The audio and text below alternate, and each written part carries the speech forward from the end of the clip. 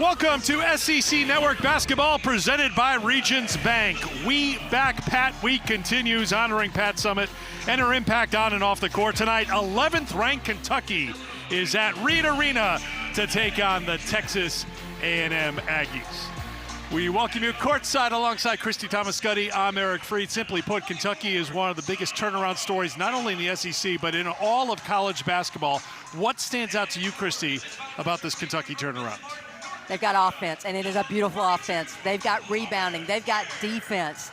And, oh, yeah, they've got one of the best point guards in the country in Georgia Amoore. She has picked up where she left off from Virginia Tech. Her ability to see the floor separates her from everyone else. She gets that outlet, and she goes. If there's no ball pressure, she knows how to get the ball to her teammates in scoring positions, in transition. If you don't get solid in front of her, she'll make you pay with her ability to get to the rim and finish. But in the half court, where she is so good, the screen and roll offense, if you try to double, if you try to hedge, she'll hit the bag. And if you don't step up to defend her, she'll drag it out and knock it down. So Texas A&M has their hands full here today. What the Aggies want to do is be in the fight, that Texas fight, in the fourth quarter, because they have 2 SEC wins, and it came down to the final seconds in each game. In both those wins, Eric, their defense fueled the offense. Against Ole Miss, held them to just 17 second half points. Then following up against the Georgia Bulldogs, they went on an 18-5 run to close out the game, and that started with back-to-back steals. And who else but Aisha Coulibaly came up big for Texas A&M. 12 points in that fourth quarter, 2 steals and 2 rebounds for the Aggies. The challenge for Texas A&M is going to be, can they be in the fight in the fourth quarter? Because when you take a look at scoring margin through 5 games in SEC play, Kentucky's been getting out 2 great starts, dusting teams in the first half, and A&M has been a slow starting team. That's what's going head-to-head here from the opening tip here tonight. It's something to watch, and I give that advantage for Kentucky's hot starts to the veteran point guard, Georgia Amoore, eager to see how the Aggies come out after a week off. Kentucky, in their familiar road blue, wins the opening tip. And we are underway here at Reed Arena on a Thursday night. Here is Georgia Amoore running the show, defended by Soleil Williams. Williams was a game-time decision for Texas A&M, battling migraines today, but able to give it a go at the start. From the outside, it's a miss by Clara Strack. The starting 5 for A&M includes Coulibaly, who's their leading scorer, but she will be tasked with guarding Georgia Amoore for the most part tonight. Lauren Ware, the leader in block shots and rebounds for this team. Coulibaly, pretty turnaround for the first points of the game. Starting 5 for Kentucky, Amoore, the SEC leader in assists and minutes played. Strack, who had the miss before, is the number 2 scorer and the leading rebounder. Amelia Hassett has been an impact player. Early impact by the defense. Williams, Coulibaly, tipped by Ware, no, and the rebound for Strack. And expect player to player from Texas A&M, but you can't give Amoore that much space. And one thing you're going to see from A&M, they want to make Amoore have to finish or kick out to the 5 player. They don't want to force a lot of rotation. Too much respect for Georgia Amoore. Here's Sahara Jones trying to work with Ware. Hand off to Janae Kent, who has started each game this season. Kent was off the mark last game, 3 points in 9 minutes against Georgia. That was a win. Here is Hassett for 3. Slow start, which is something you have not said too often about Kenny Brooks' team so far here in the opening minutes. Joni Taylor's team 9-8 overall, coming off that Georgia win a week ago. Georgia led 58-50 with just over 4 minutes to go. That Aggie 10-0 run, the difference in that game. And I asked Joni Taylor, how did you spend the bye week? And she said, we got some rest. And she says, I think Lauren Ware and Jada Malone, they look really good due to that rest. She said, we focused on us, going off 2 feet against the bigger, taller Kentucky team. Coulibaly, who's averaging better than 12 points a game to lead the team at a team-high 14, including 7 in the final 30 seconds against Georgia. So Aisha picking up where she left off. Mentioned Kenny Brooks in his first season, 23rd overall, 16-1 in his first season at Kentucky, up to 11th in the top 25. And Eric, so many people talk about how much better the SEC is because of Texas and Oklahoma joining. I think the SEC is also so much better because of Kenny Brooks joining this Kentucky ball club. Sahara Jones couldn't get it, gave a good effort, and it'll be Kentucky basketball. Coulibaly's going to come out of the game early here for Texas A&M. And checking in will be Kendall Hunter. Here's Amoore for Strack. Kentucky still looking for their first basket, 0 for their first 5, and a foul is called on Lauren Ware.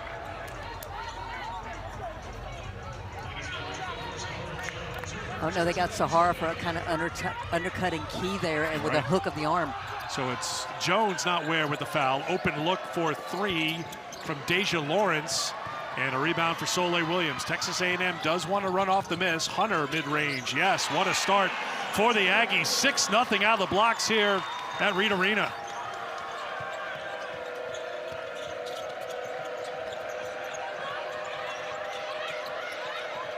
Amoore. And they're trying to go over all those on-ball screens against Amoore because she's just so good from deep. Key turned it over, second turnover for Kentucky. So we just showed you the scoring differential for these two teams. This is very out of character for Kentucky and for Texas A&M when it comes to first halves in SEC play. Absolutely, and so far the defense for the Aggies has been good. And one other adjustment we're seeing from Joni Taylor, she's going to the bench early. She knows Kentucky doesn't go deep. She said, hey, we're going to try to go 10 deep and stay fresh. Erica Moon, one of the players onto the floor for Texas A&M, coming off a very good game against Georgia a week ago. And you'll see Kentucky switch positions 3 through 5 and 1 and 2. So key for the Aggies to recognize that. Hassett with the rebounds. Kentucky in a bit of a scramble. Strack back out top to Hassett. Key had the mismatch down low and Hassett didn't see her. Amoore open for 3. Another miss for Kentucky. 0 for 7 and a trip to the free throw line coming for the sophomore Clara Strack.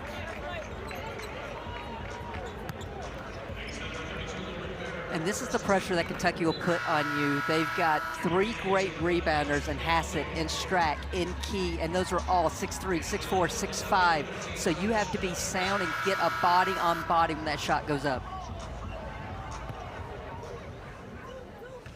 So here is Clara Strack going to the free throw line, part of a very big front court that, if you look at the first initial, I kind of like what we're doing here with the triplets. When you play for the Cats and you're a Cat, it's just a perfect fit. It just seems a little wild to me. I don't know.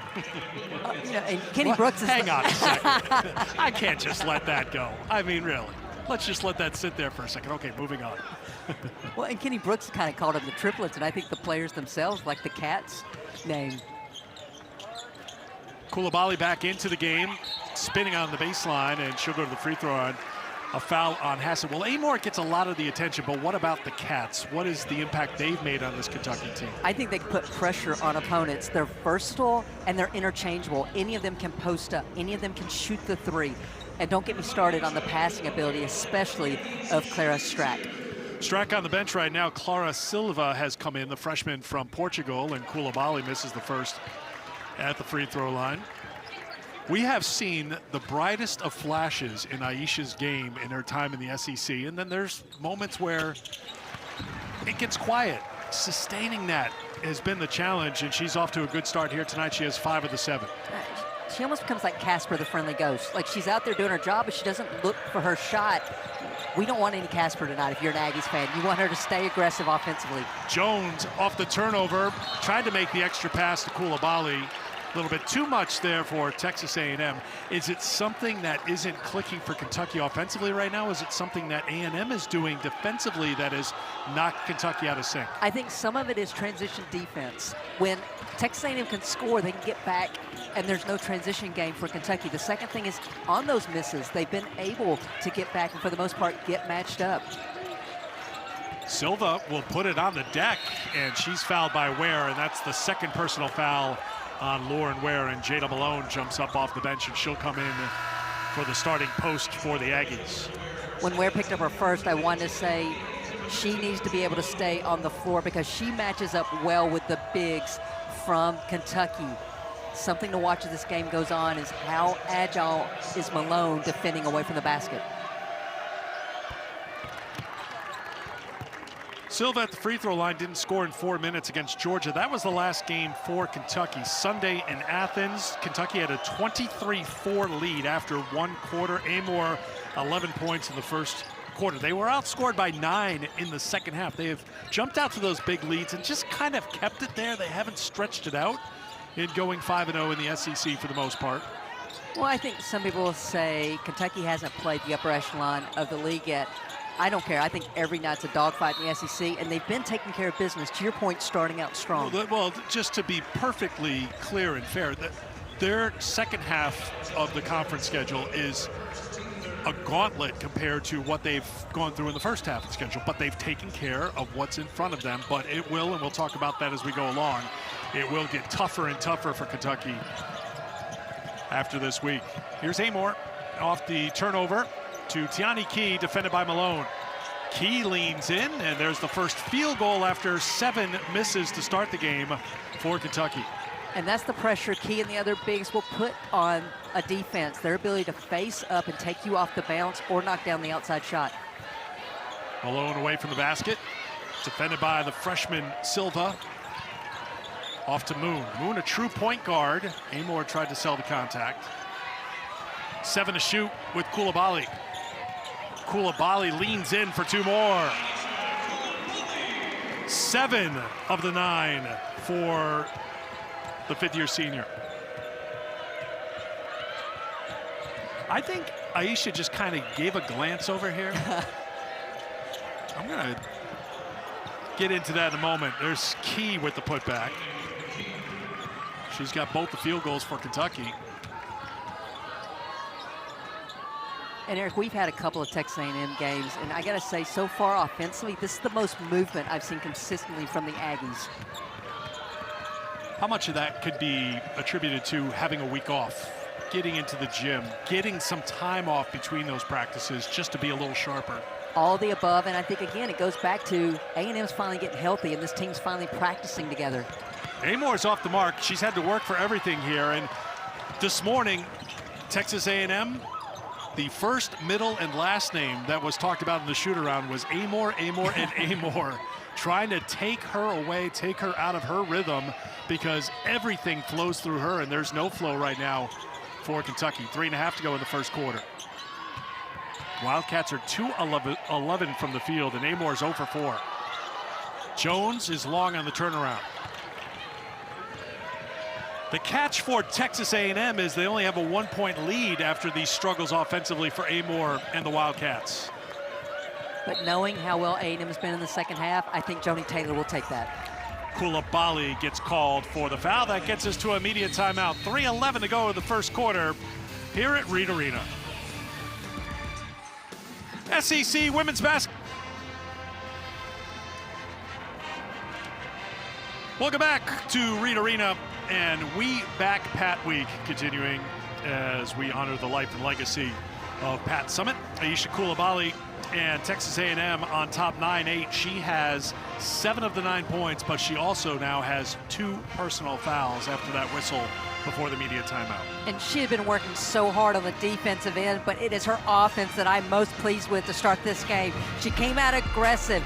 There were first pivot, little turnaround for create that space over the taller Hassett, and then used her speed to blow by the defender and get to the rim. I've said this in numerous games. Aisha Coulibaly is a difficult matchup for opponents because of her athleticism, her explosiveness, and her strength, and it was on display in those first 6 minutes. Now, Christy, from time to time, when players are stretching before the game, you know, because no one watches more film than Christy Thomas-Scuddy. I don't think she sleeps, but she'll throw a little nugget at a player about, like, well, what's worked and what's not. And she said something to Aisha. Aisha listened, and she looked at you, and you gave a little wink back. You know, sometimes you hear a little something that somebody else sees, and they say it, and you said it pregame. Again, I just want She's trying to shut you up. And I'll take it. She wins that first 6 minutes. And all I did with Aisha came over, I just held up 4 fingers. And I said, 4 complete quarters. And she nodded. And she came back over again, and I did it again. She goes, I got it. Little pressure here out of the timeout for Kentucky, trying to change things up against this Texas A&M team. So Coulibaly and Ware both on the bench with 2 fouls. Christy mentioned it before. When it comes to depth, advantage Texas A&M, and Joni Taylor wants to do that, wants to play 10 here today because Kentucky really relies on their starting 5 in SEC play. 91% of their scoring comes from their starting 5. And you're already seeing something that has not been seen a lot so far this season. Is that was only the 6th possession of Kentucky showing any full court pressure this season. So just trying to get this team going through their defense, and then they went back into the matchup zone in the half court. I'm sorry, did you count all 6 possessions this season? Synergy did for me. I said no one watches more film than you. What was the last movie you watched just for fun? And you can't say the Texas A&M Georgia tape from the other night. There's a pull-up. And going down after turning her ankle apparently is the freshman Talia Parker. So she knocked down a shot and then she went down to the court. And she's just looking for a lace assist here. Joni Taylor's going to come over and help her up, and then off the court. I'm going to guess it was when she came down after releasing the shot. Oh, she was pulling up before the shot, Christy, it looked like, actually. Interesting, couldn't really tell, but she's gone down to the end of the bench to get some attention from the athletic training staff from Texas A&M. And now the Aggies coming into a little 2-3 matchup. Sanaya Tyler on the floor for Kentucky.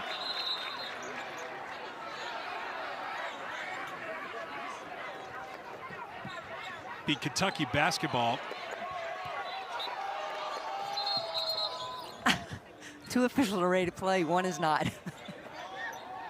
I think they wanted to get the shot clock adjusted. Game or shot clock, 1:56:20 right now. So it's going to be Amoore off the inbound. Obviously someone you have to watch for after she throws the inbound pass. Sahara Jones defending Georgia right now. On the turnaround, no good by Clara Strack. And I like the mixing up of defenses by Texas A&M so far. Again, you just want to keep a point guard off their schedule, off kilter, and that's what the defense has done so far for the Aggies. Soleil Williams off the mark from outside the 3-point line. Deja Lawrence will come back in for Kentucky. Well, I know I joke around with you about no one watches more film. I don't think this resembles the Kentucky team that you've been watching all season long at all. No, and they've been off of those hot starts. A lot of it's been transition for them. I asked Kenny Brooks today, how much of your offense are you getting from transition? He said 35 to 40%, and he loves that, so he doesn't have to make sets, call sets from the sideline. Well, right now his team cannot buy a basket. They are 2 of 15 from the floor as we approach a minute to play in the first quarter. But I think if you're a Kentucky fan, you're ecstatic. You're only down 1. Lawrence controls the loose ball, and here she comes with a push. Tyler off for Amoore. Now Kendall Hunter there defensively. Jones ready to help. Here's Strack on the drive, a little too strong, sticks with it and gets the putback. Good hard work by the sophomore from Buffalo, averaging 16 points and just under 10 rebounds a game. I mean, Eric, Kentucky has 12 points. 6 of those are on second chance opportunities. They've done a good job on the offensive glass. Already 5 O boards. Malone back outside. Jones launches the 3. That's no good, and Tyler's got it. Shot clock is off, and Tyler looking for Amoore, who will go to work, looking for one final shot, and not wasting any time on the drive for 2.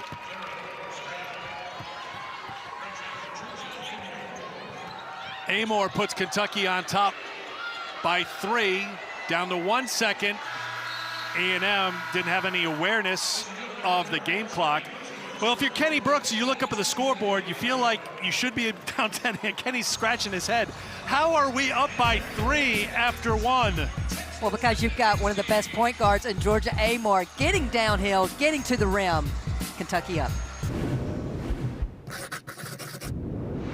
Tennis USC has won the national championship. 34+ seasons, 1,000 career wins. History happened here. Pat Summitt and Destiny have met. Her eyes, her intensity, her strength will always be remembered. No matter how much success you have in life, that doesn't make you a bigger or a better person than anyone else.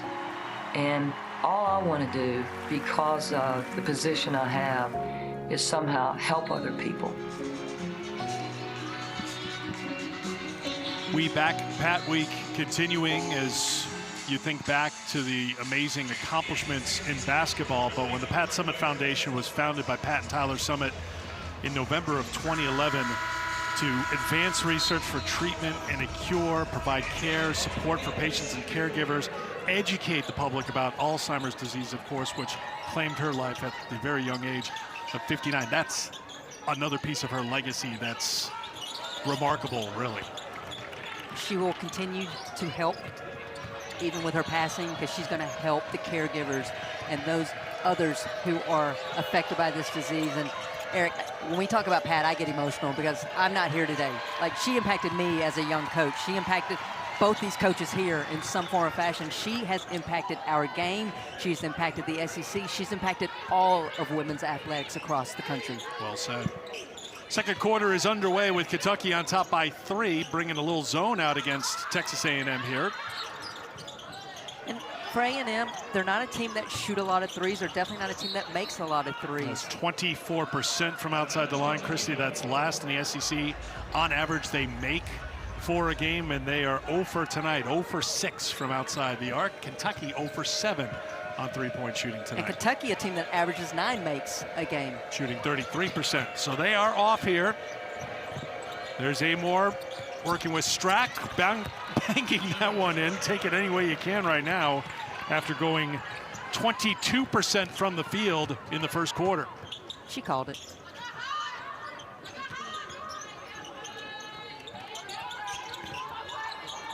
Lauren Ware on the floor with the 2 personal fouls. Down to 9 to shoot. Here's Hunter. Hunter's a good shooter. She'll try from 2. Can't get it. Abdul Rahim tried to keep it alive, and it was knocked out of bounds by Texas A&M. Kentucky basketball. This is the pressure that Georgia Amoore puts on opposing defenses. The guard goes over, but that forces the post defender to freeze to keep her from turning the corner. That's how Strack's able to get open and get that look. Amoore works the same play to Strack. This time the return to Amoore. Amoore gets it to go. Georgia now is 6, averaging 18.5 a game. 8-0 run right now for Kentucky. So Eric, same offense, same result with 4 points, but 2 very different ways to do it. And I was told this entire summer, that was the individual workout. It was Clara Strack with Georgia Amoore just working 2-man option, working on the on-ball screen offense. Parker back on the floor after leaving briefly with an injury. Here's Key. Key is not afraid to put the ball on the deck and push it and take it to the hole. Tiani Key for 2 more. She can play, or has played, positions 1 through 5 so far this season. You just saw getting her own rebound and taking it coast to coast. She's initiated offenses for this team. A&M struggling to attack this Kentucky zone at the moment. They'll go outside for the 3. That's how you have to try to beat the zone. And Kendall Hunter is a 22% three-point shooter this year. Joni Taylor was telling us today she is by far our best outside shooter. We just haven't seen it as much yet. Amoore will try for 2 more. That's short, and Hunter jumps in for the rebound. Well, one thing I would like to see from A&M against this zone is the ball moving quicker. You got to force rotations from the defense.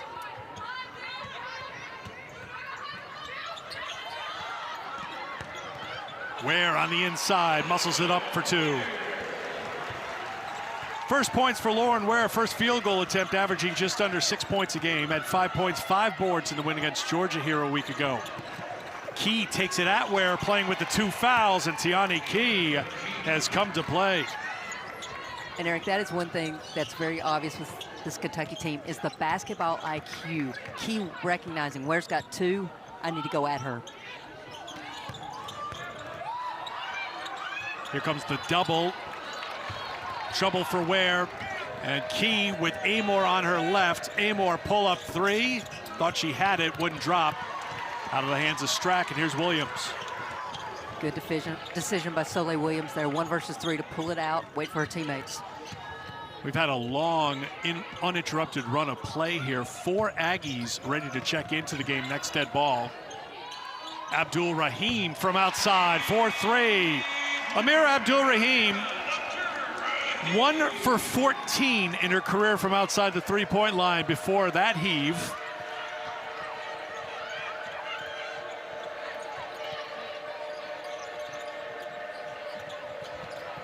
Lawrence. Hassett.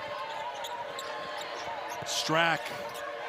Key on the turnaround. No, Abdul Rahim had position for the rebound. So the Aggies pushing back here in the second quarter after that run by Kentucky.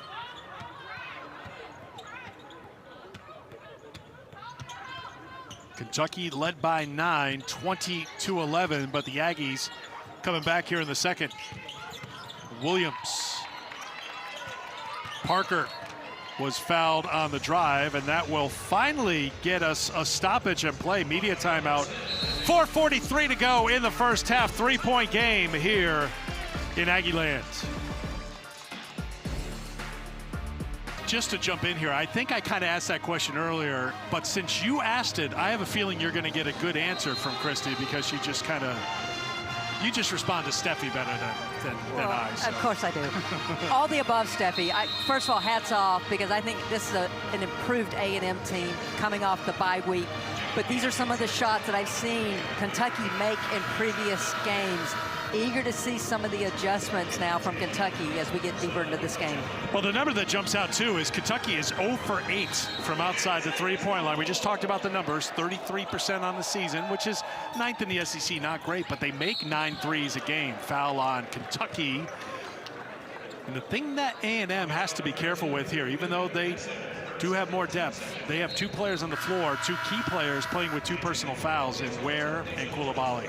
I wouldn't be surprised if Joni Taylor does a little offense-defense to get through the rest of this quarter and try to cut into this lead and stay close going into the second half, which we know has been a strength of A&M so far in SEC play. Erica Moon back at the point for the Aggies. 4.5 minutes to go in the first half. Janae Kent. Kent off the mark, thought that she was hit by Tyler. No call. It'll be Kentucky basketball.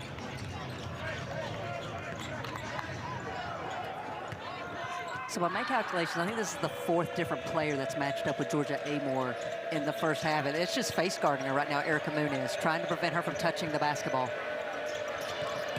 Strack finds Tyler on the cut. First points for Sanaya Tyler, who is averaging 10 minutes a game. You think that number's probably going to have to come up a little bit here as Kentucky has the long view into February and March in trying to stretch this lineup out. Ware on the turnaround. Tyler and Jones got tangled up. No whistle, play on. Ware gets the bucket. And one thing, as much as we talk about Georgia Amoore, in this offense, players are so interchangeable because their skill sets are so interchangeable. I mean, Georgia Amoore is not going to necessarily post up, but in terms of the rest of the players around the perimeter, they can have an offense that's free-flowing without Georgia Amoore getting a touch. Key is off the mark.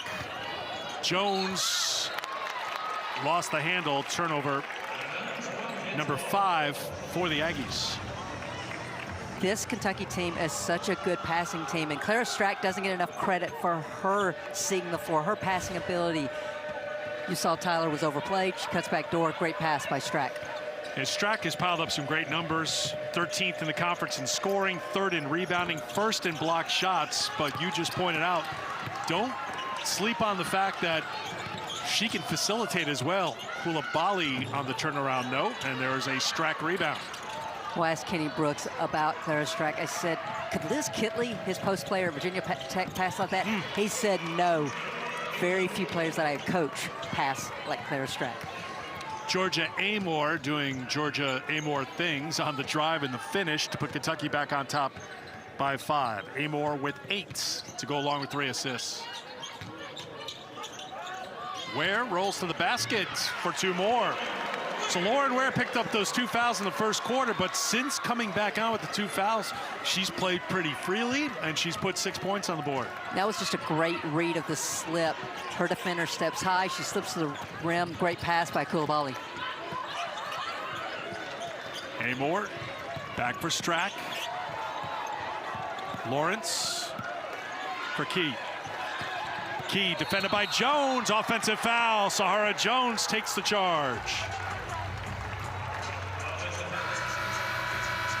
Well, one advantage of playing 1,000 games like Sahara Jones is here at Texas A&M is that she knows how to move her feet. She beats Key to the spot. You love the celebration because she knew she did her job in that moment.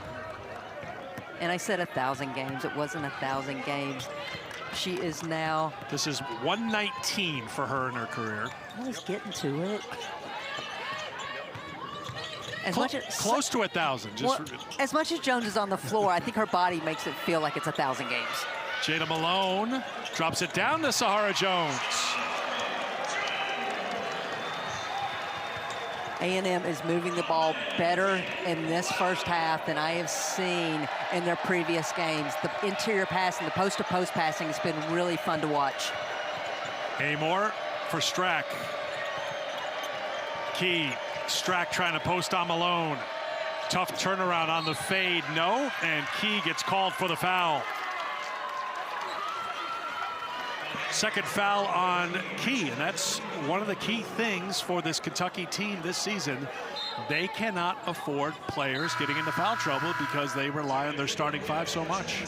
Kenny Brooks said when I asked him today, what are the areas as you continue to get closer to February that need to improve? His first thing was fouling. I need to be able to play our players as I want and call what I want, not have to be worried about the foul trouble. Hassett and Key, 2 of the starters, each with 5. Koulibaly can't get the pull-up, and Amoore's got the rebound. Final minute of the first half. Lawrence for 2 on the feed from Amoore. And that's just an example of how good Georgia Amoore is. She knew she had Lawrence on her side and just did that little reverse to get her the ball. Traveling violation for Malone underneath as A&M tried to go quickly here in the final minute.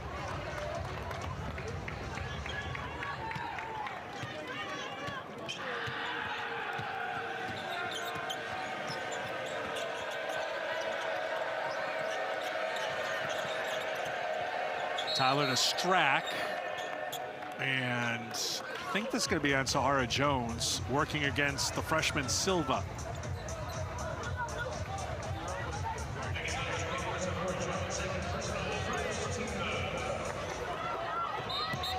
Shelika suffering, telling Jody Taylor there was a bit of a wrap around the hip. Amoore for 2. Amoore in double figures now with 10. She has gone for 20 or more 10 times already this season, 47 in her career. Shot clock off, final shot here for Williams and A&M. They lost track of the clock at the end of the first quarter. Here's Williams for Jones. Running out of time again. Jones throws it up. It's short, and that will do it for the first half. Kentucky Wildcats, the 11th ranked team in the country, on top by 5 in a low-scoring first half here at Reed Arena. It's time for the ladies in the studio. Alyssa, all yours.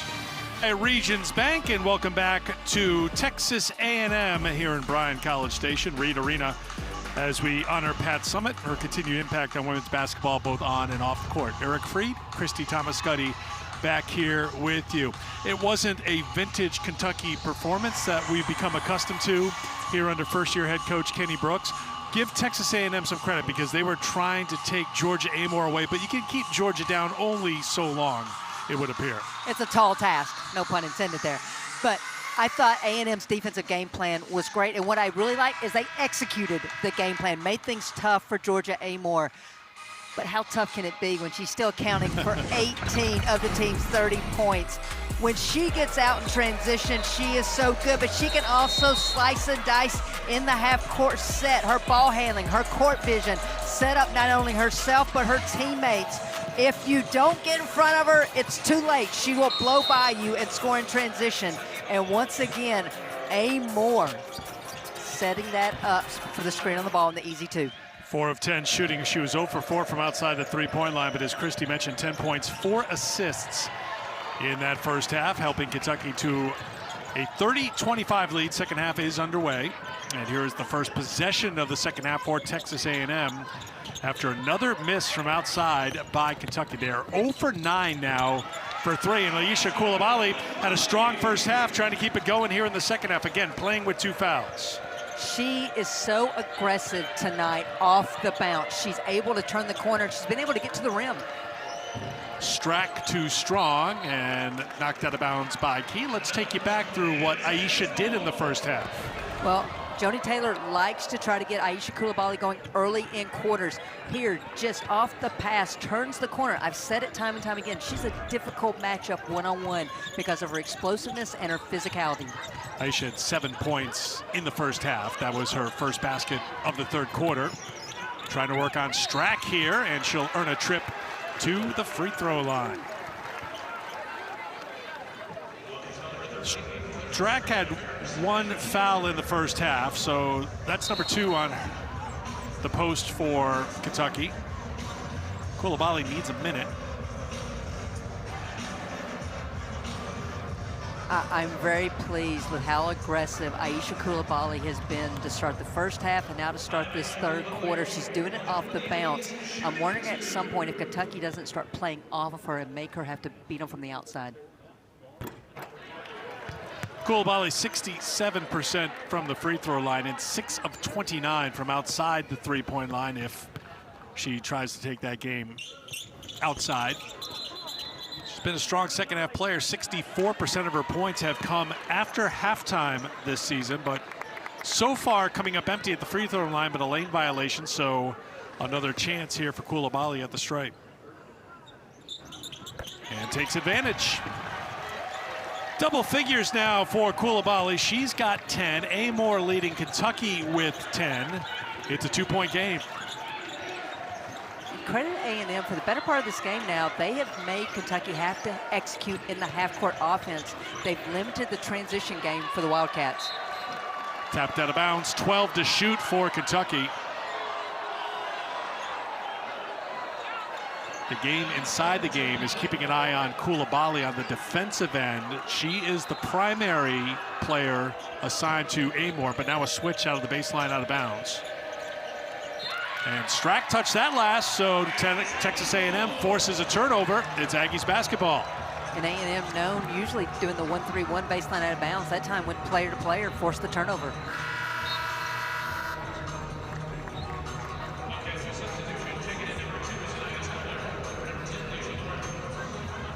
So Lawrence will check out for Kentucky as Tyler comes in less than 90 seconds into the third quarter.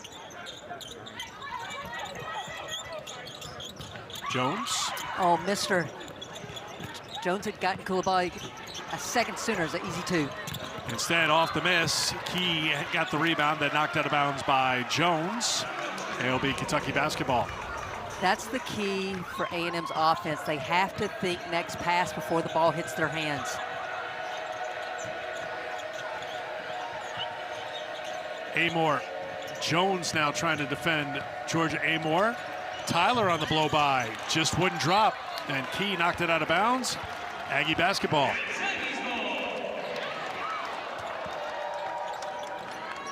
And it's a little thing, but we talk about what a true point guard Georgia Amoore is. Sania Tyler missed that shot, and Amoore met her at half court saying, "You got this, next one." Just next play mentality by the veteran. On the season, Kentucky shooting 47% from the floor. They're at 34% tonight. Kent leans in, gets called for the offensive foul.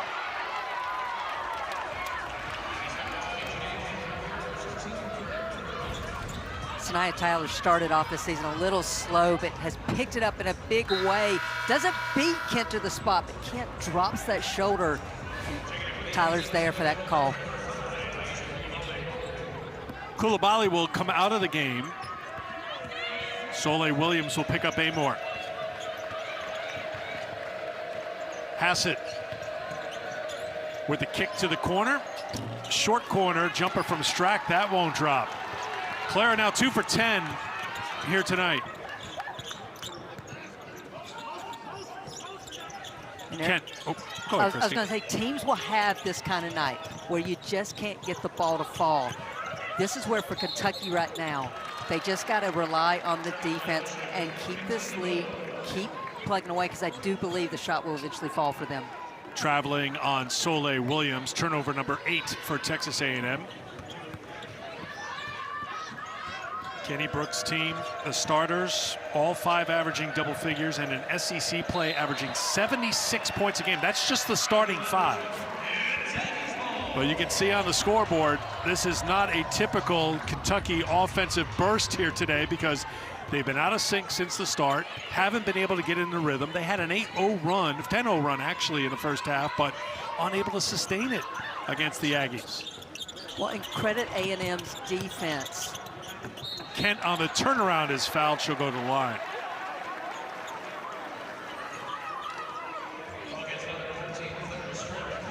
Strack picks up her 3rd personal foul.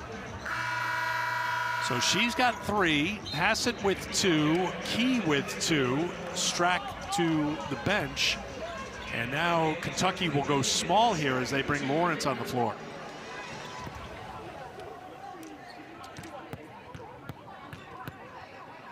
So Kent at the free throw line, another one to come after the first one is off the mark.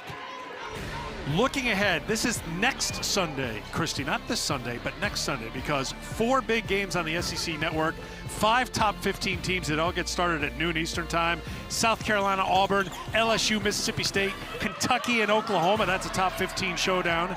And today capped off by A&M hosting Texas in the Lone Star Showdown. That's all a week from Sunday. It looks like a good Sunday. Key leans in and gets the 2. A little fired up after that one dropped. I think especially with Strack on the bench, it's time for Key and Amoore to take over if you're a Wildcat fan. The trade was Lawrence for Strack. That doesn't mean that Kentucky doesn't have size. Hassett at 6'3" and Key at 6'4" on the floor right now. Kent, no, and there is Key with the rebound. That's her 9th rebound to go along with 10 points.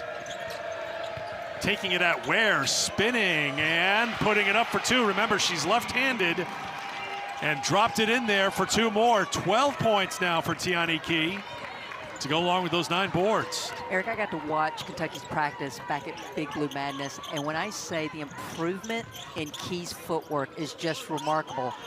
Her ability to create that space, she's always had great touch, but she's a difficult matchup for teams. Amoore finds her in stride and a foul called on Lauren Ware.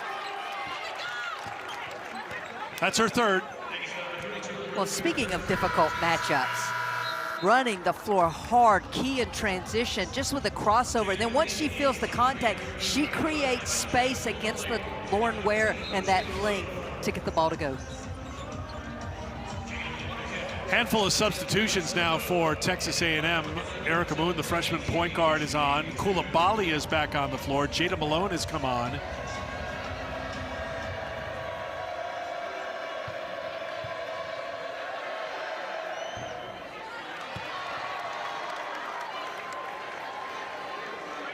I'd be surprised this next time down for Texas A&M if we don't see some kind of set run for Coulibaly to get a shot.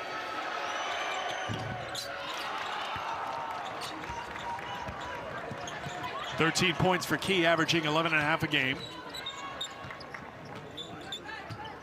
Here's Moon coming off her best game for Texas A&M. Didn't score, but had 4 assists, no turnovers in a season-high 19 minutes against Georgia. Coming back from an injury, she's been on a minutes restriction. There's Coulibaly. You know, when she's back on the floor, taking it to the basket, she's got 12.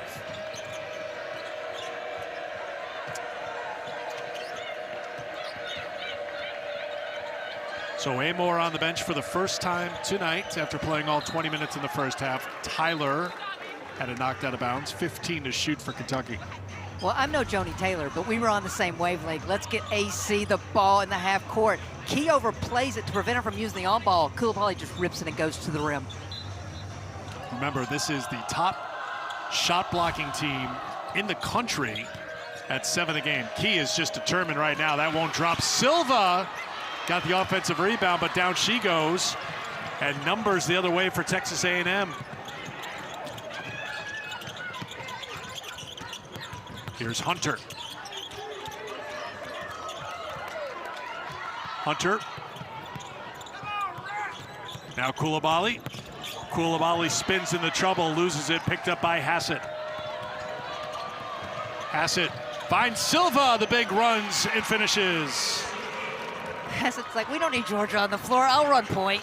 Just a little post-to-post in transition. You don't really believe that. Kentucky doesn't really believe that. America doesn't really believe that. But well done by Hassett, newcomer to the SEC this year. Hassett gets the rebound. Had a quiet first half, but making an impact here in the second half. And Lawrence flips it up, count it, and the foul, a chance for a three-point play. Eric, the biggest difference in this third quarter now is that Kentucky's getting out and running in transition. This time, Deja Lawrence with the English off the glass.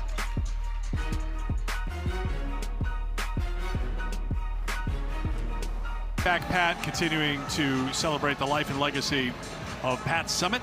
SEC Network Basketball presented by Regions Bank on a Thursday night. 11th ranked Kentucky on top by 9, their largest lead of the game. You wanted to pay tribute to Coach Summitt in a little bit of a different way by acknowledging the ladies on the crew here tonight.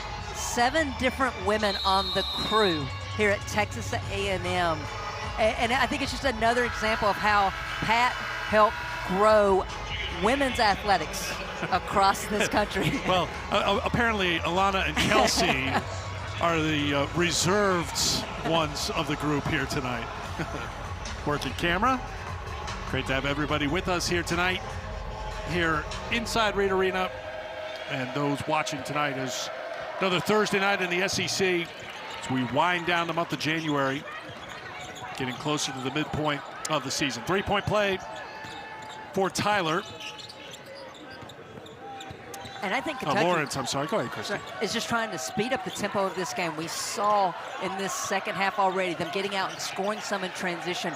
That's more to Kentucky's style. The pace had been going A&M all the way through the first 20-plus minutes. Parker, Coulibaly kicked it outside to the freshman who knocks it down for 3. 32% from outside the arc, so she can knock him down. She's been dealing with migraines as well, but able to give it a go here tonight for the Aggies. They needed that to make it a 7-point game. Well, one thing I didn't have on my bingo card was A&M having more three-point makes Yes. than Kentucky in this game. Kentucky is 0 for 10 from outside the arc. Parker. Getting hot.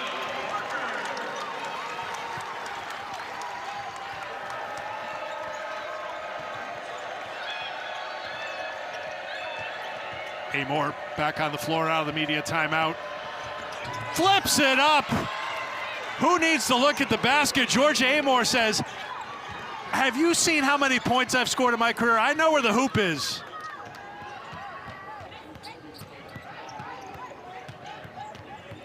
Seven-point game. Coulibaly, this is her strength, driving, leaning in, looking for contact, nothing called, but then a foul is called on Kentucky's Key. Let's take you back to the Amoore hoop. Well, in case anyone didn't recognize how dramatic this finish was by Eric, she is so crafty and skilled with the ball in her hand. She's practiced this time and time again. It is her ability at only 5'5" to create space, knows how to use the rim, use the backboard to her advantage. I mean, technically, she was watching where she was shooting, but she could do it with her eyes closed at this point. I will not dispute that whatsoever. There's a lot that Amoore can do. Hassett picks up the foul. That's her third personal. Parker wants it right now, so A&M's feeding her. 7 second-half points for the freshman, 9 for the game. She's 4 for 4 from the floor. Well, Parker on her own 7-0 run right now.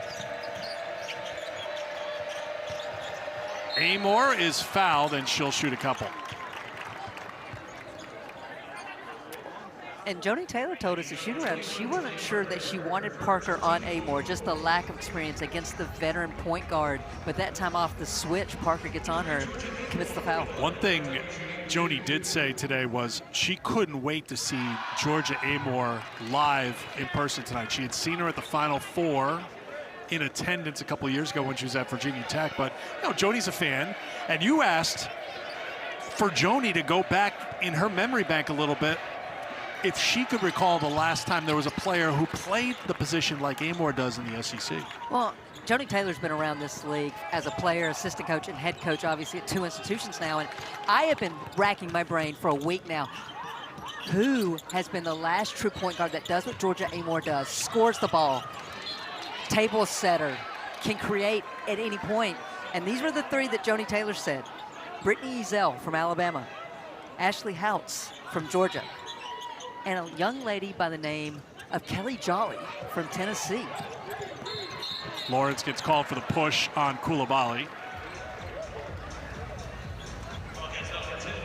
Why is it, and I know you're old school, you look really young and you are young, but you're old school, but that the game has gone away a little bit from that kind of, now Amoore scores a ton. It's not like she's just only a facilitator, but when you're among the national leaders in assists per game, and that's the way you played for a long time.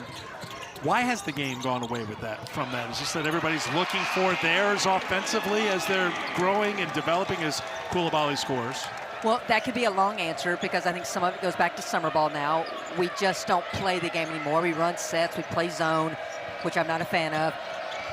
Amoore knows the game. She always thinks a pass ahead, a shot ahead. She sets up her teammates so well. She is the epitome of a true point guard. And why is that? She is an extension of Kenny Brooks on the court. They might as well share a brain. That's how connected point guard and head coach are. Lauren Ware with the block shot. Amoore well off the mark, and Ware's got the rebound.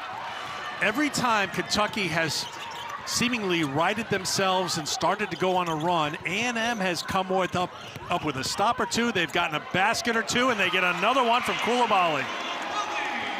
16 for Coulibaly. Had a team high 14 against Georgia last week. Her season high is 24. ISO for Key to go one-on-one there. Turnaround is good against Lauren Ware.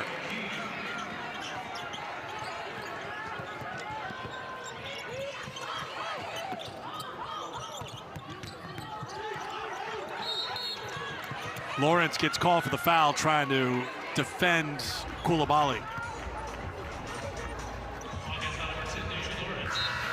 I mean, if Lawrence does a foul there, it's an easy 2 for Coulibaly. Sully Williams will come in as Erica Moon will check out. Sahara Jones hustling to the scores table as well to check in for Lauren Ware. Yeah, Final minute of the quarter, so trying to buy a little bit more rests, right, for the veteran? And avoid a foul on defense. Get her to that 4th quarter with only 3 fouls.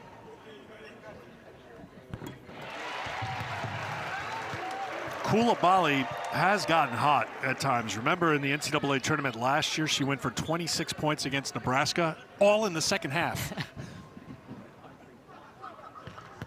Well, and this is what we've been talking about with Aisha Coulibaly. We've seen it in spurts.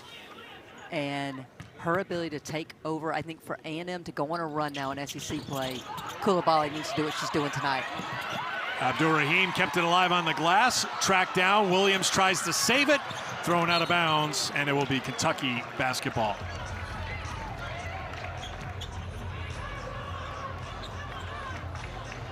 Sometimes you just got to grab your head as a head coach. Joni Taylor, when she watched that, just grabbed her head. She appreciates the effort of her team. What will Amoore do with 15 seconds to go? Defended by Williams.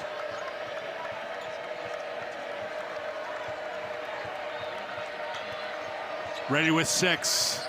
Gets the screen from Key. Kicks it to the corner. Down to 1, and there's the buzzer, and that's it. in the third quarter. Texas A&M more than hanging around against the 11th ranked team in the country. It's a 4-point game as we head to the fourth at Reed Arena.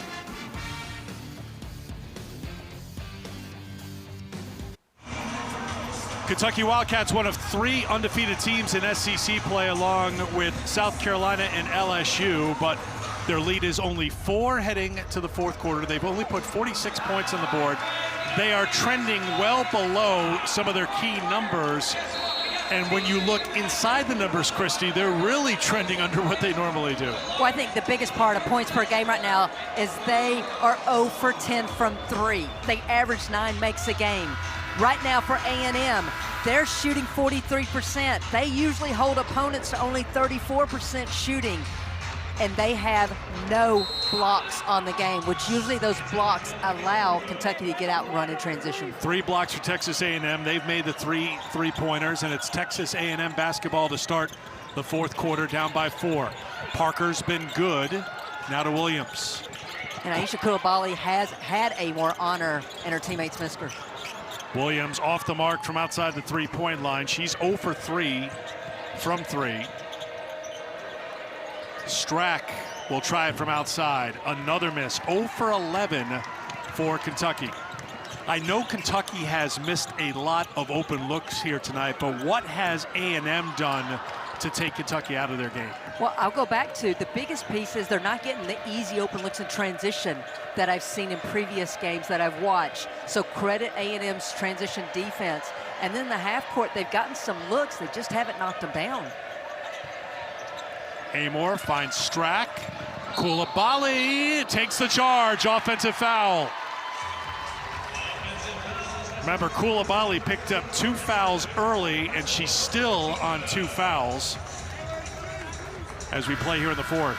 The straight on the ball offense is such a big part of Kentucky's game, and Aisha Coulibaly sees Strack rolling and rotates over, and I think she got there. Strack goes to the bench with her 4th personal foul. Aisha Coulibaly looks at one ref, then looks at the other ref. There's 3 of you. I got 3 chances to get this call here today. And she's played hard, so I think she's just taking an extra second or 2 right now with the shoe. Don't blame her. Remember, Texas A&M has 2 wins in SEC play, both coming in this building, and both victories they trailed in the fourth quarter against Ole Miss and against Georgia, and came up with big fourth quarters to pick up those victories. Down here in the fourth, and they've hung around throughout this game. The largest lead for Kentucky, 10 when they were up 40-30. Well, I asked Johnny Taylor today, I said, what's the message to your team to get them to start quicker? She said, we've gone through everything from practice in terms of the highs, lows, how we're starting. She's got to be pretty pleased with the consistent effort of her team here this afternoon. Especially from Coulibaly with 19 points, 8 of 15 from the field. By the way, she has 3 assists as well. Silva. Fade away won't drop. Parker's got the rebound. Talia Parker has 9 points and 3 rebounds. She's 4 for 4 from the field. Williams has been off the mark with her shot. Will she be a facilitator here? Coulibaly wants a screen from Abdul Rahim. Turnaround. Off the mark. Good save. Williams battling for it for Texas A&M after Jones kept it in play, but Kentucky comes away.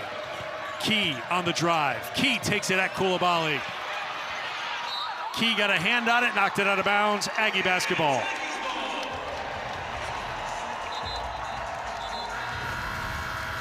Coulibaly wants the ball right now, putting it on the ground, and just that little drag dribble to create a little space and knock it down. Lauren Ware back on the floor for Texas A&M.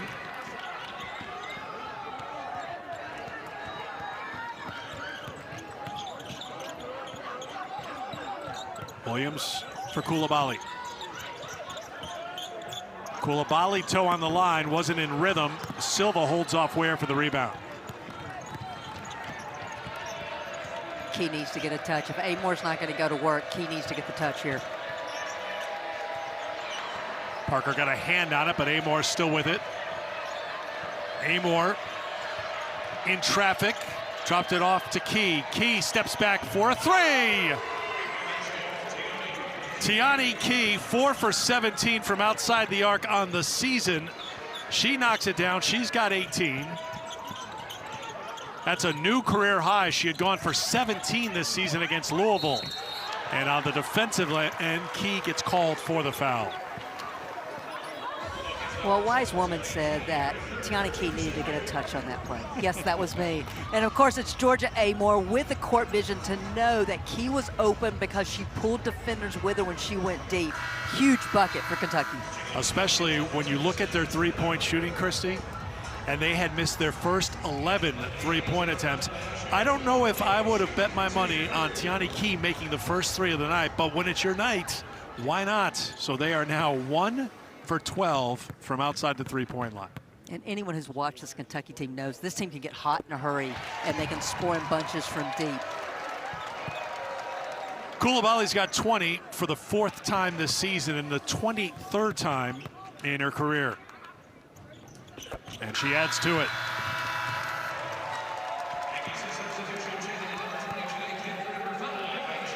Coulibaly will get a rest with 6:59 to go in the 4th quarter. Kent back on for the Aggies. Tyler for Amoore. Amoore sets for 3. Still trying to find it from outside the arc. She's now 0 for 5. Amoore on the drive, no. Silva batted it around, picked up by Jones. That was a great job of Lauren Ware, just to alter Lawrence getting to the rim. Parker drops it down to Ware. Good unselfish play by the freshman Talia Parker. And Lauren Ware with the finish. First points of the second half for Ware. 1-point game. Williams got aggressive on Amoore. Georgia Amoore will make you pay, but she dragged her foot. Turnover.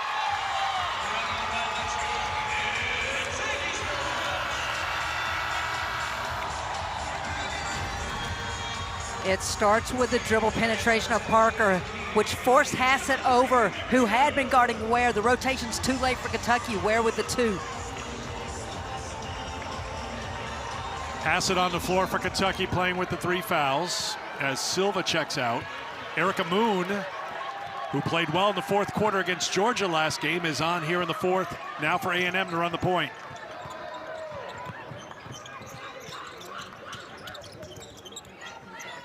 Jones throws it inside to Ware. Ware for 2 more, and Texas A&M has the lead in the 4th.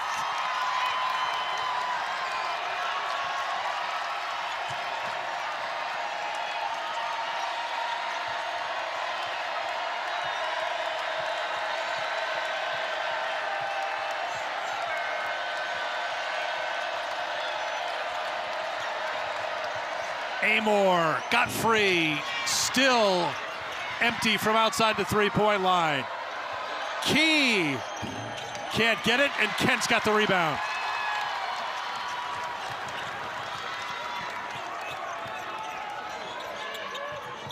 An uncharacteristic cold night for Georgia Amoore. She's 5 of 16 overall from the floor, 0 for 6 from beyond the 3-point line. Moon tries to take it at Amoore and lost the handle. It'll be Kentucky basketball when we come back in what is now an A&M lead. Well, and why do they have the lead? Now they're going inside to the veteran. Lauren Ware just powers it up over Key to give A&M the lead.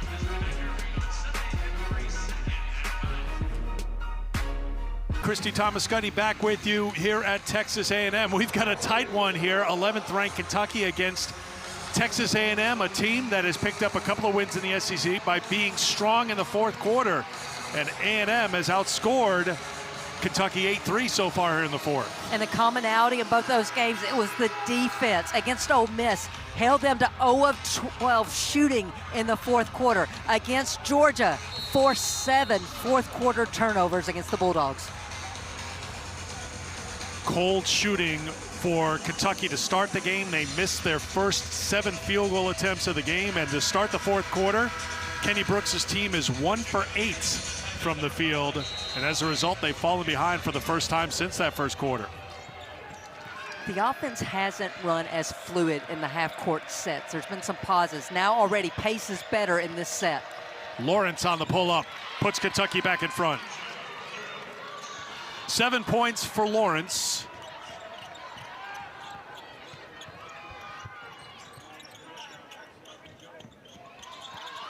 Tough pass, knocked away. Wildcats back the other way. Lawrence will go to the free throw line.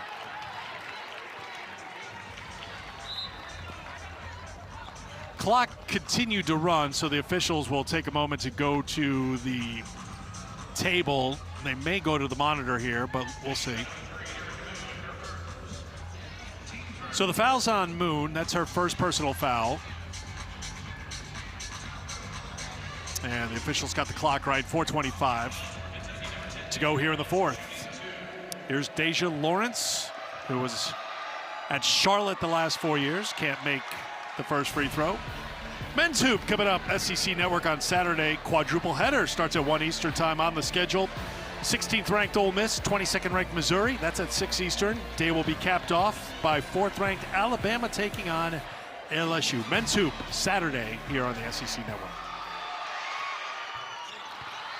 1 of 2 from Lawrence. Kentucky is an excellent free throw shooting team, 78% as a team. That's good for number 1 in the SEC, 14th in the country.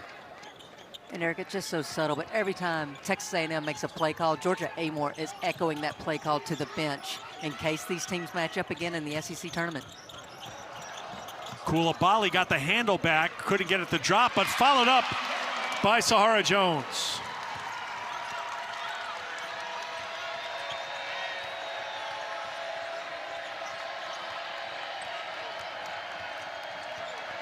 Aggies have won 8 of the last 9 meetings in the series, and a foul called on Texas A&M. The last Kentucky win, January 16th of 2020. Last time they won here, 2016.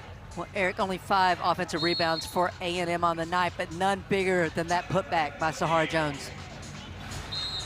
Wildcats will take a timeout. We'll take it as well with 3:49 to go in the fourth quarter, tied at Reed.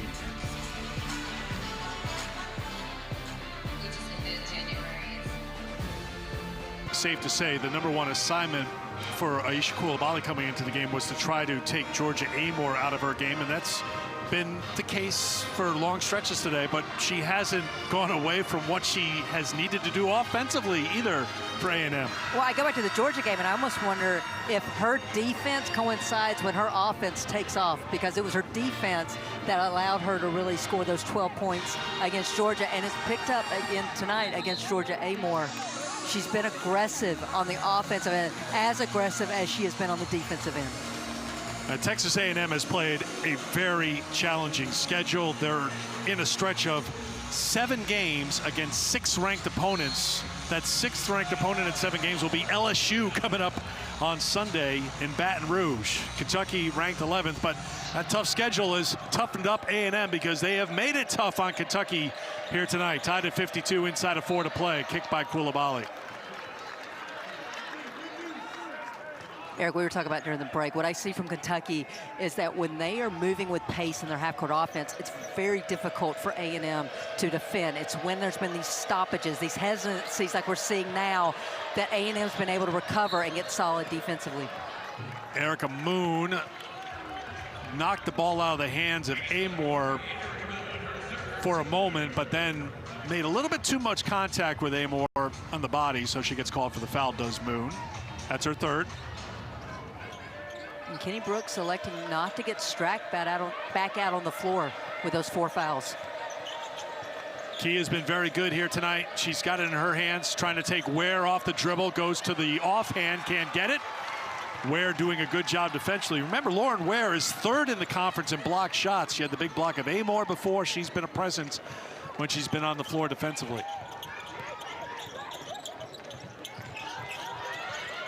Soleil Williams back into the game. Can she find the range? The answer is yes. Williams was 0 for 3 from outside the arc. Shooters are going to shoot. She knocks it down, and A&M's on top by 3.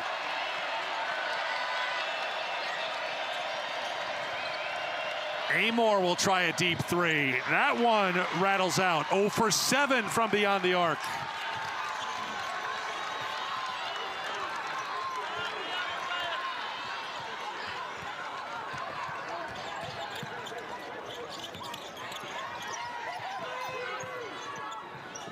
Jones, Ware trying to post up on Key. For Moon, the freshman with 6. Leans into Tyler, to the basket for 2. First point of the night for Erica Moon. And A&M on top by 5, and the crowd gets a little louder.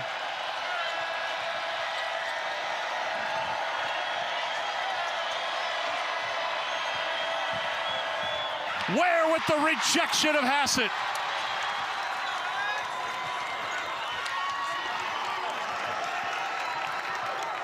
Inside of 2 minutes to play. Joni Taylor telling Moon, slow down. They want to work some clock here. Freshman guarded tightly. Now back outside to Ware. Ware will try a 3. Rebound by Amoore. Amoore with the push. Amoore with the pass. Ware with the block. Missed on one end, but got back and did her job on defense.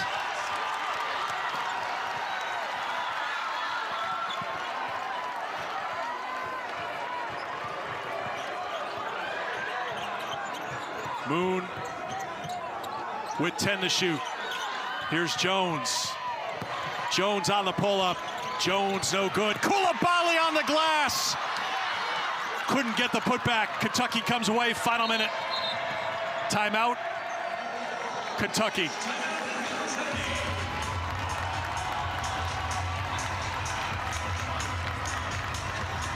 How about the defense by Lauren Ware? The veteran just times this perfect. And I love that she goes up with 2 hands, almost like a volleyball block, to keep herself vertical. Then on this one, they got a little hand there, but still altering shots down low. We said it would be the defense from A&M from the jump tonight that would lead them to a victory. And in the fourth quarter, it's been the block shots in terms of defense for A&M.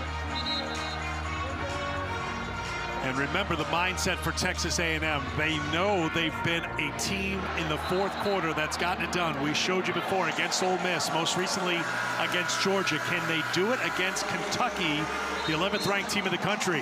The Aggies have outscored Kenny Brooks' team 15-6 here in the fourth quarter. And Clara Strack back on the floor for Kentucky. She's been sitting for a while, though, with 4 personal fouls. Here's Amoore. Amoore trying to work on the freshman. Moon stood her ground, but gets called for the foul. That's 4 on Erica Moon.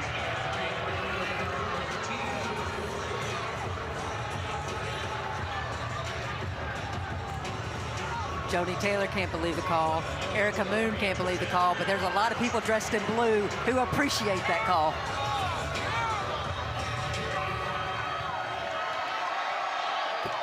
Amoore at the free throw line. Perfect tonight. 87% on the season. Couldn't get it. Strack with a risky play to try to get the rebound. Could not. And the Aggies have it in the final minute. Up 2 possessions. Kenny Brooks is telling his team to foul. Well, Kentucky has a couple of fouls to give here, so that's why they've got to go quickly here to burn those fouls. And Chelsea Newton, who's the end-of-game coordinator, associate head coach for A&M, directing the team right now to get them in a set without having to call a timeout. 3 fouls on Kentucky, and Texas A&M's got plenty of timeouts to burn, so Joni Taylor will take a timeout here with the 5 counts. Getting close on that sideline. If I'm Kentucky here, I sell out trying to get a 5-second count. Don't worry about the foul. Because you got 1 to give. And you got 1 to give, yeah, so try to get a turnover right out of this pass. And then if you can't, then yes, you got to commit that foul quickly. All right, so what's the play here? Because if A&M is able to wind down some clock, get to the free throw line. I mean, look at the clock right now, 34.8 to go. So Kentucky's running out of time, but they still have Georgia Amoore. Well, it's a 2-possession ball game, down 4. So go for a 5-second count. Go for that steal. If not, you are fouling immediately. You're trying to extend this game, and then you're looking to get a shot. And I didn't have time, but we're in Texas, and Christy has her winter coat on. Bless your heart. Hey, there's been an Arctic blast all over the country. Inbound to Moon, and there is the quick foul by Tyler. So that's the last one that Kentucky has to give. Now, if you're A&M here, you want to get the ball inbounded to your best free throw shooter here, knowing that Kentucky has to foul. And that's Soleil Williams right now. Williams hasn't been there a ton, 13 of 16. They do get it to Williams, and the foul. Ball was out there a little bit. Amoore was looking for the tie-up. Instead, it's a foul call, so Williams will go to the free throw line. Christy mentioned their best free throw shooter. 16 attempts on the season. She's 13 of 16.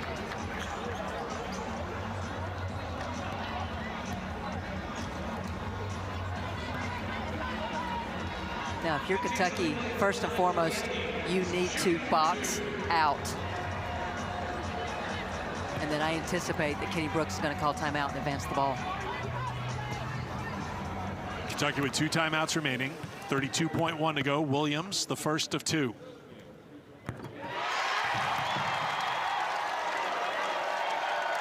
Soleil was not at shoot-around earlier today for Texas A&M, battling migraines throughout the day. She was truly a game-time decision.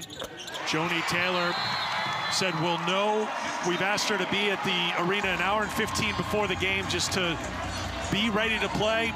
She was ready. She knocked down that big 3 a few minutes ago and knocked down 2 free throws here to make it a 6-point game. Timeout Kentucky. They'll advance it to the front court. Now, something to look at is that A&M has 4 fouls. So the next one puts Kentucky on the free throw line. They are up 6. Do you maybe try to make Kentucky work a little time off the clock, then foul in order to prevent them from 3? Personally, what I would do, because they've been cold from 3 and they need to have 2 of them, I would play all-out defense here. Make everything difficult. Switch all screens. I wouldn't be surprised to see Kentucky go for a quick 2. On a day when you're 1 for 16 from outside the 3-point line, quick 2 sounds about right now. The 3-point shot just has not fallen for the Wildcats today. Once again, Coulibaly has the assignment on Amoore.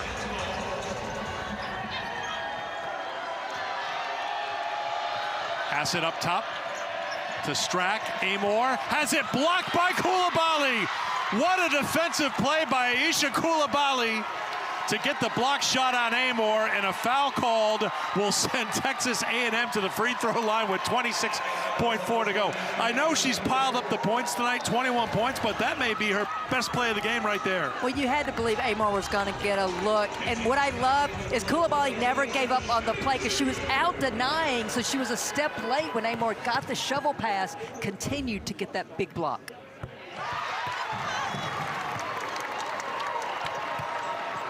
I expect Kentucky to call timeout and advance the ball. This is the largest lead of the night for Texas A&M. Remember, they started the game on a 6-0 run, and Williams knocks down 2 more. Timeout called by Kentucky. Joni Taylor has always based her teams here at A&M and at Georgia on defense, and the blocks by Ware, the big block by Coulibaly, the job they've done all day to disrupt Kentucky and take them out of their rhythm. I mean, Kentucky's only got 53 points on the board, and they average 80 points a game. They have held Kentucky to 32% field goal shooting. Kentucky on the season's close to 50% a game. They have held Kentucky to 1 of 17 from 3.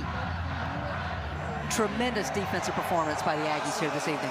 Well, when it was a 2-possession game, out of that timeout, Kentucky looked for the 3-pointer. You know that's what they are doing right here, down by 8 with 26 seconds to go. And you have to, because now Kentucky's at a timeout. So I would expect a quick 3, and then Kentucky's got a foul.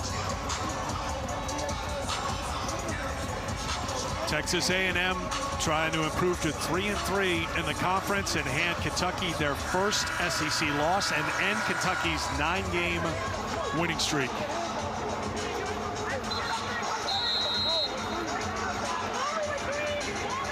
As Christy mentioned, no timeouts remaining for Kentucky, so they don't have the chance to advance it. Pass it once again to trigger the inbound for the Wildcats.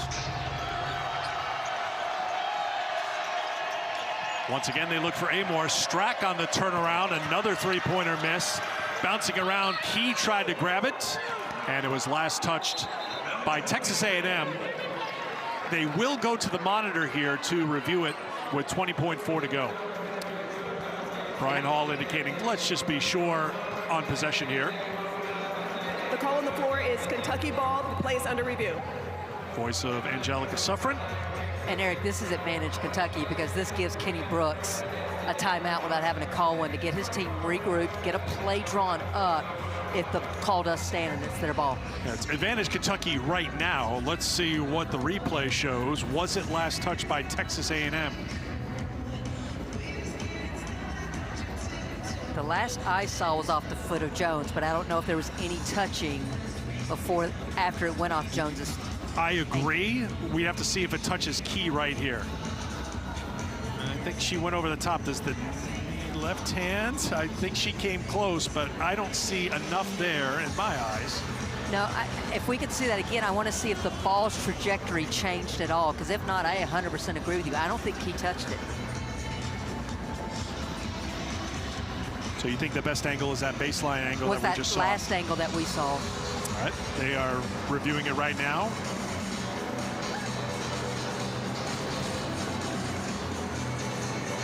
Kick by Jones. Don't see any change there. I don't see any change there. So I was watching. After review, the play has been confirmed. The clock will be set at 20.8, Kentucky ball. Okay. What I was watching were the lines of the ball, and I never saw that angle change, so I think the officials got it absolutely correct. And they put 4/10 on, so a little addition here for Kentucky. They have not changed the game clock yet. And so it truly was advantage Kentucky because Kenny Brooks was able to draw his play up. There we go, 20.8 on the clock. Kentucky basketball on the baseline. A&M on top by 8. They are looking just for a 3 right now, and A&M is not letting them up for air. Key tries to get around Ware, now taking it to the basket, and a foul called on Lauren Ware, and that will be her 4th. I mean, Eric, something to think about. The closest margin of victory Kentucky has had in SEC play to this point has been 14.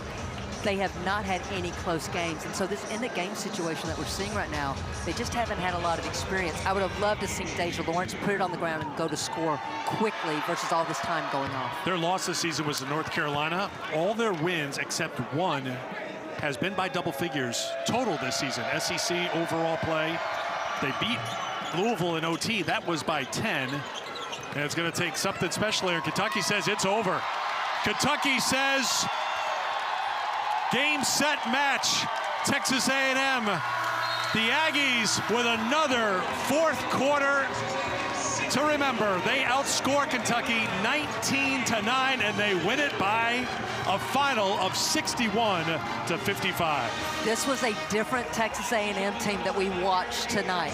I thought one of the best offensive performances we've seen from them in SEC play. The defense was outstanding, and more importantly, Aisha Coulibaly and Lauren Ware, the 2 veterans, showed up in such a big way for the Aggies. Ware had 10 points, 3 rebounds, and 4 blocks. Coulibaly leading the way with 21 points tonight for Texas A&M, and she added a block and 3 assists as well. For Christy Thomas-Scuddy and our crew, I'm Eric Freed. It's a win for the Aggies. Now to Alyssa and the crew in the studio.